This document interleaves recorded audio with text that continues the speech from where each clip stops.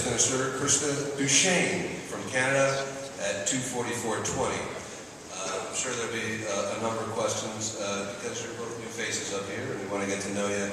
So there'll be a lot of questions about the race and about the weather. But Sara, real quickly, just give us a quick intro to Sara Sellers and what you've been doing, and just so we can all get to know you for a second.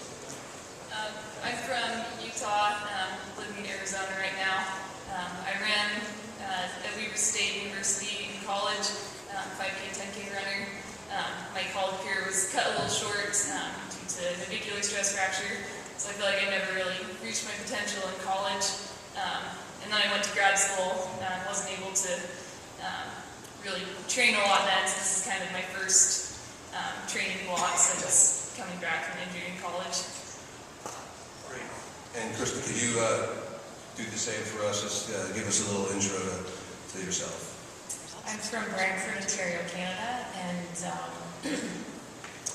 I'm 41 years old with 3 kids, and this is my 15th marathon, and I think I'm still in shock about it all. So I think our stories are going to be quite different, but similar in that we both still can't believe what's happened today.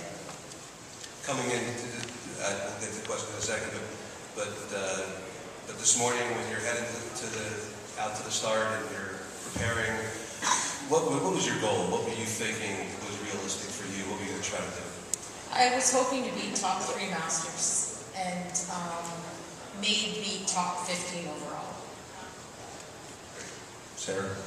Yeah, similar, top 15 overall. Without the wind, I was looking for the A standards, Olympic Trials A standard. Gotcha. Questions? Barbara? Sara, can you tell us, do you train full-time? Do you work full-time? Tell us a little bit more about your background outside of running. Yeah, I'm a nurse anesthetist, so I work full-time. I do most of my training before and after work, so usually 4 in the morning or 7 at night. How many miles a week? Peak for this was about 100. David? And just to verify, this is your first marathon? I've run one other marathon. What was that?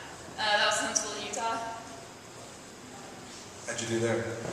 I won it. It was, kind of an interesting course. Beautiful marathon.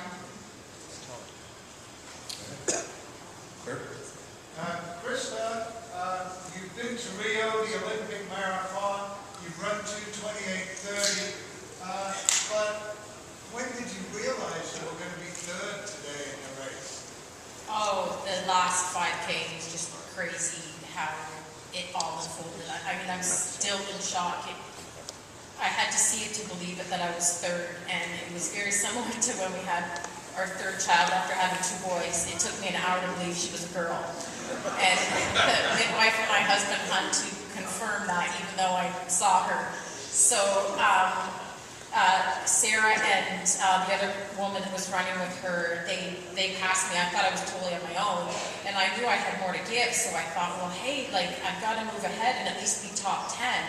And then I started keep hearing people say, so-and-so's ahead, and then started passing, the top contenders, and I just kept going. And the whole race was surreal, and I've never experienced that before, and I'm pretty experienced at doing marathons, having done 14. So the last 5K was just complete disbelief as to what was happening so quickly. You've run Boston before, I think. 13 years ago, I ran it in 3 hours, 46 seconds before we had our first child, which happened after that. So. Sara, in preparing for this race, did you do a warm-up race which told you were in good shape? I did the Phoenix Half Marathon, and kind of in the middle of training, didn't really taper for it, and it was a fun race. I didn't do as well as I wanted, but... What time did you run there? 1:14:50, so that nothing spectacular. Can you confirm how old you are? 26. Thank you. What's next for you? For me, I don't know. Training for another marathon. So only marathon. Yeah, I haven't even thought beyond Boston. I've kind of been shocked too. And what's next in your plan? Well, I'll speak to Alan, of course, the race director, but the Scotiabank Toronto Waterfront Marathon has always been my favorite hometown race, and I think it'll be even more special this year. It'll be my 16th marathon in 16 years, provided I'm healthy and fit and can cross the line. So we'll talk, but that's probably what's on my mind. Question, Roger? If you wait for the mic, it'll come to you in a sec. Just about the full-in years. Krista, I heard somewhere that you played hockey for a lot of years. Yes, I did every sport growing up, and I played hockey starting at the age of 4, and then ran for fun, did okay. And then when I went to the University of Guelph, I chose ice hockey as my main sport, and then I got back into running basically for fun and for fitness. And I did my first marathon in 3 hours and 28 minutes, and then I don't know, 11 or 12 years later, I ran my best of 2:28 in Toronto, and I just kept chipping away and had 3 babies in there and fractured my femur, and it's quite an interesting story. And can I just get a fill-in from Sarah? Sarah, you were just injured in college athlete, and then nothing since, is that right? Yeah, no real racing since then. And no other sport? Great. I mean, just kind of maintenance mileage, but nothing racing-wise or other sports. Sarah, can I ask about your training situation, Parker Morris IAAF? Are you training with anybody else? Who are you coached by now? I'm coached by Paul Pilkington. He's the coach of Weber State University. He's amazing. I don't train with anyone right now other than my husband will come on runs. He's a orthopedic resident, so kudos to him for coming on runs with me.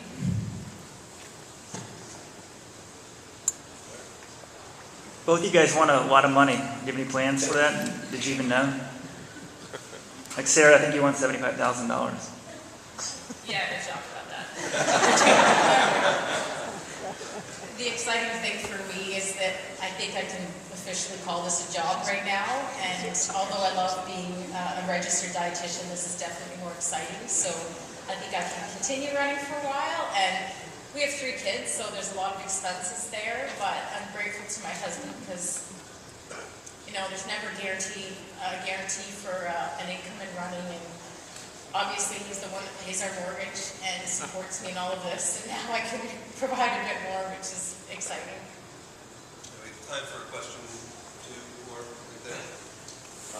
Either one of you can answer this, but at the start we saw a lot of runners with ponchos and jackets and then deciding when to shed them. I guess how hard was it to decide what to wear, and how did that affect you, whether it was feeling aerodynamically or just when to get rid of it?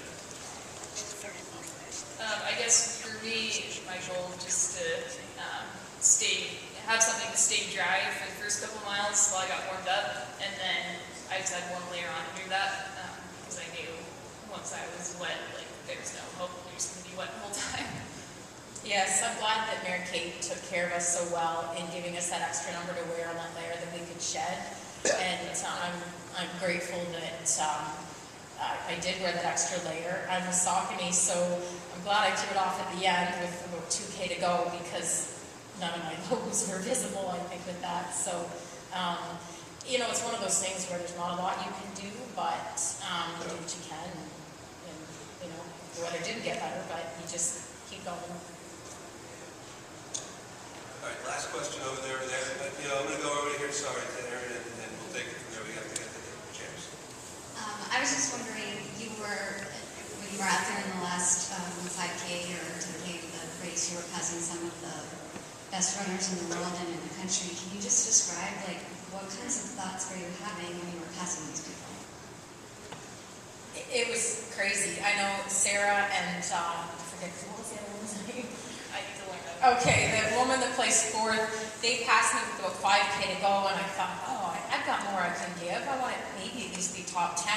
And then when we started seeing those, you know, at the world's best, it was like you're living this dream where you're watching a television show, completely surreal.